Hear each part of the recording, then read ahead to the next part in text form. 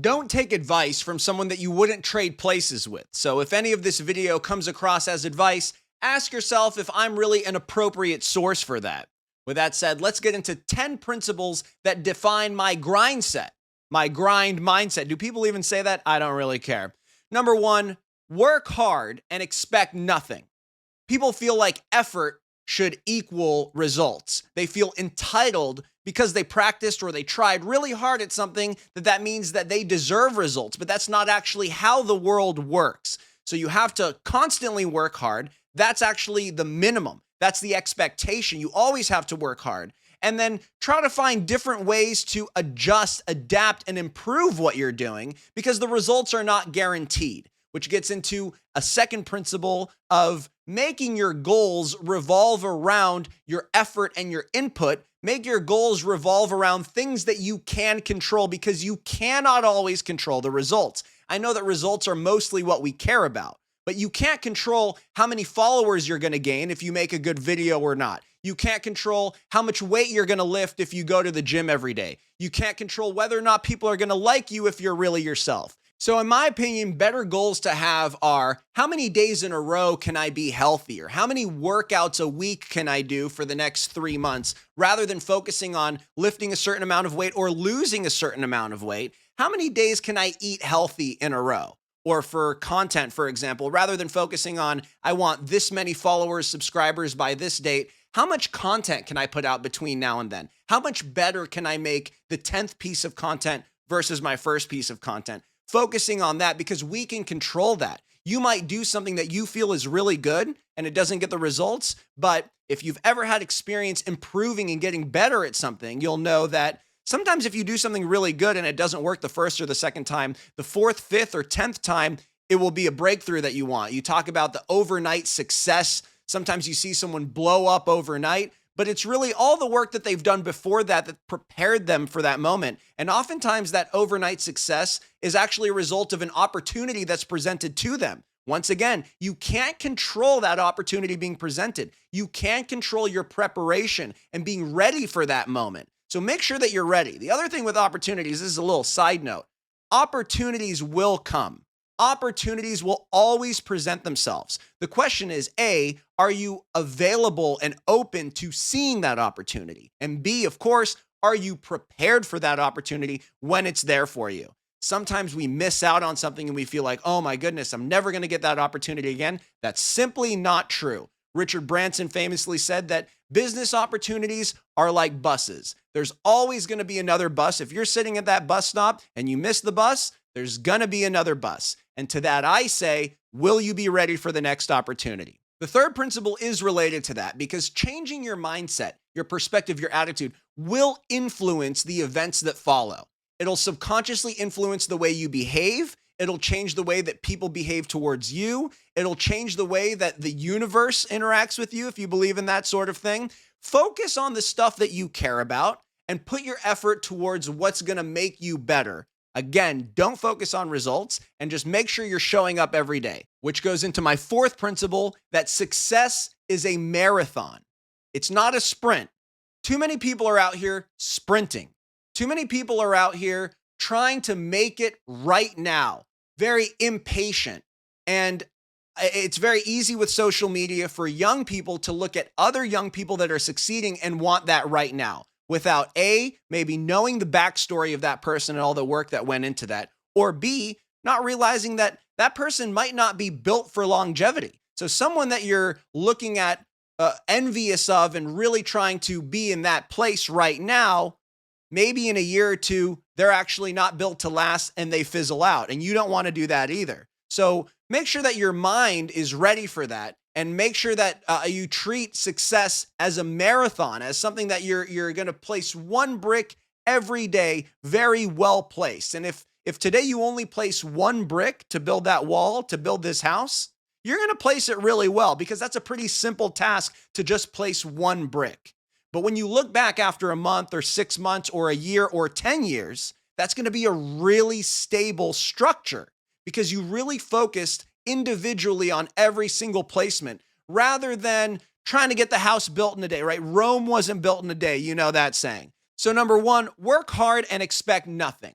Number 2, make sure that your goals revolve around your inputs and your efforts rather than the results. Number 3, your mindset will influence the things that happen afterwards. Number 4, make sure you view this as a marathon rather than a sprint. Nothing wrong with sprinting in real life, but in terms of a perspective, succeeding in pretty much any field, it's going to be a marathon. Anything that's worth working for, anything that you want to last is not going to come immediately.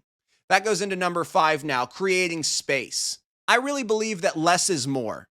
Less decision making lets you focus on the important decisions. You see, I'm wearing a black shirt. I wear a black t-shirt a lot. I have actually a lot of these black shirts. Don't worry, I do laundry.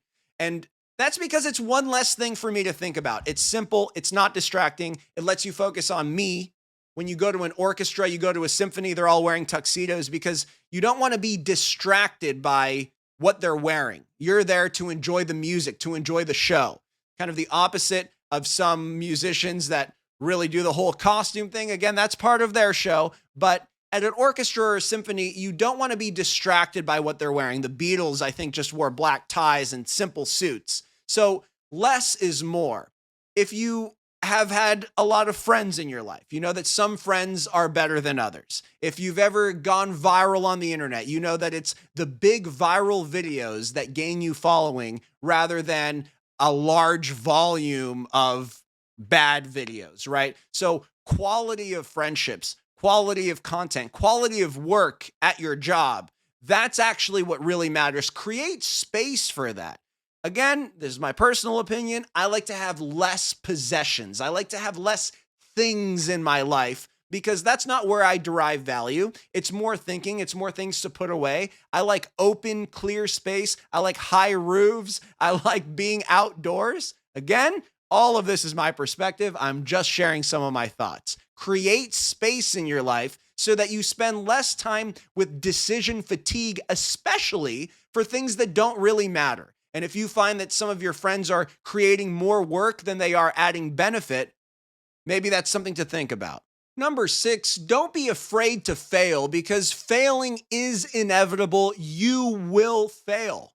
You will fail. I said that twice because it is guaranteed that at one point or another, you're going to struggle and you're going to lose a game, miss a shot, put up a flop piece of content. Someone's not going to like you. Again, if you're focused on the results, you're almost always going to be disappointed because you can't control the results, but you can control the work that you put in. So don't be afraid to fail. You're going to fail. Why would you be afraid of something that is guaranteed? Go out, fail quickly, fail hard. I'm not saying to try to fail. You should try to win. And when you fail, you should look back and adapt. But you shouldn't be afraid to fail. I'm making these kind of long form contents, very big departure from my short form, sillier style shorts.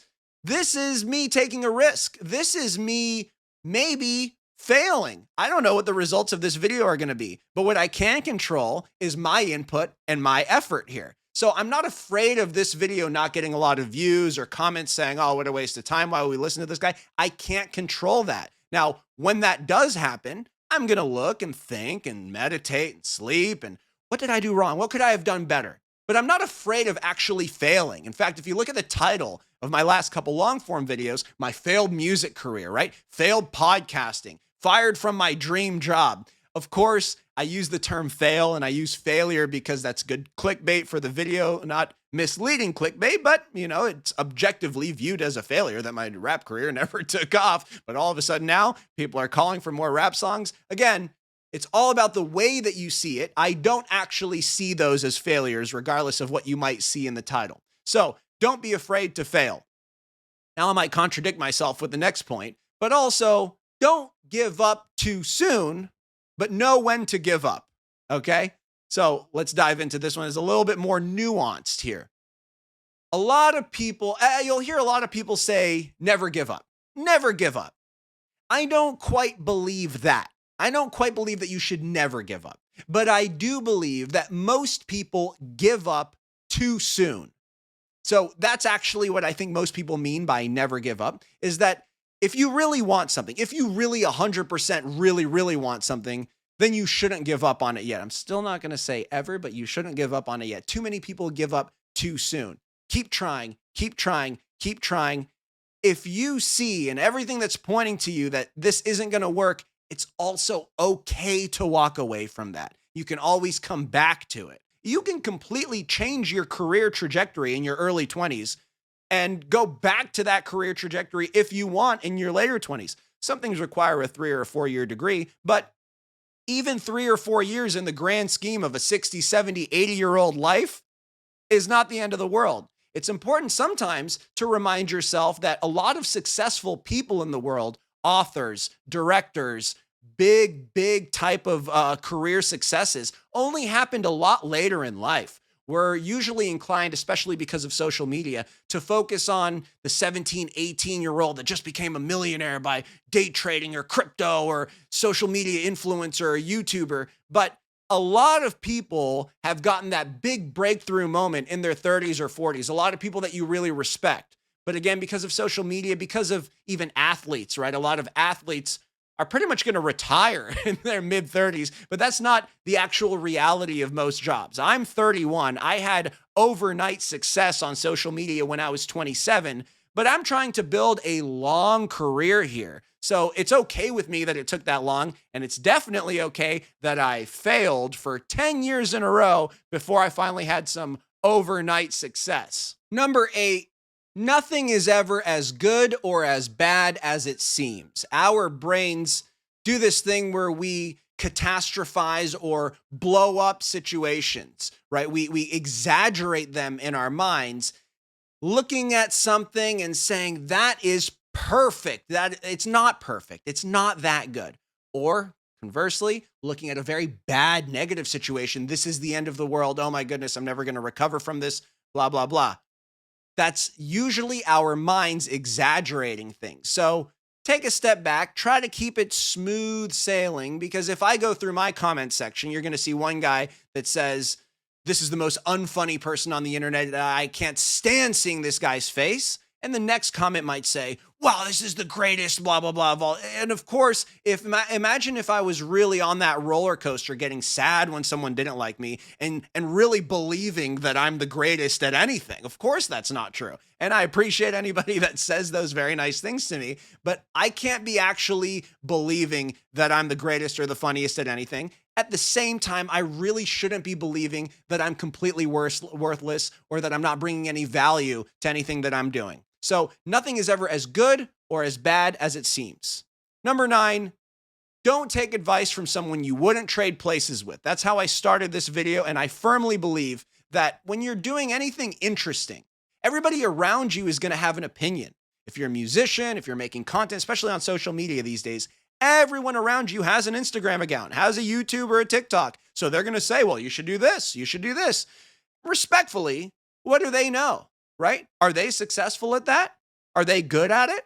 Or are you just going to listen to someone? You're going to end up with the results that they have. So think about that. When you're going to the gym, are you going to take advice from someone that's never been to the gym before? Or are you going to take advice from someone that has a lot of training, that's gone through the ups and downs, that knows a thing or two, that can teach you all the technique? So don't take advice from someone you wouldn't trade places with.